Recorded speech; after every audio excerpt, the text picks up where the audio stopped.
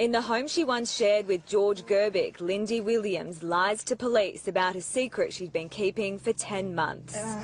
That mat was here. There was blood on that. She's reliving an argument they had in September 2013, claiming her violent partner cut her, then slipped in her blood after she hit him with a stool.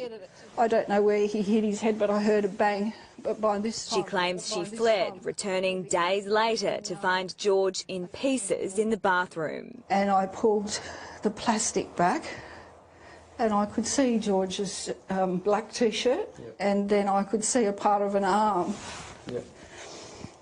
Just one side. Chillingly, she describes what she did next. So I went out and got a tarp and a rope and wrapped it up. Taking his torso to the garage. Because I'd fainted a couple of times, I started thinking, did I do this?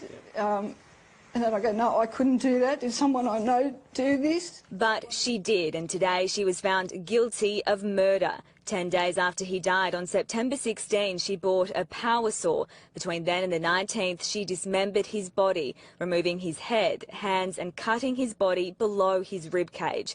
On the 19th, she travelled to Cedar Pocket Road near Gympie to dump his torso and set it alight.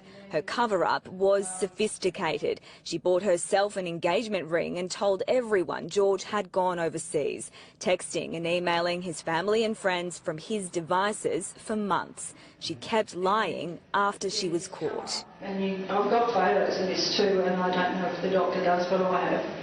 And I've got his hand marks on my arm. Lindy Williams showed no emotion during the trial and when the guilty verdict was handed down. Still, only she knows exactly how George Gerbic died and where the rest of his body parts are. And I kept thinking, no, don't do this, don't do this. Stop and ring the police. The prosecution used a Woman's Day article to prove she was calculated and manipulative. Her story from 2007 about a crazed stalker was made up.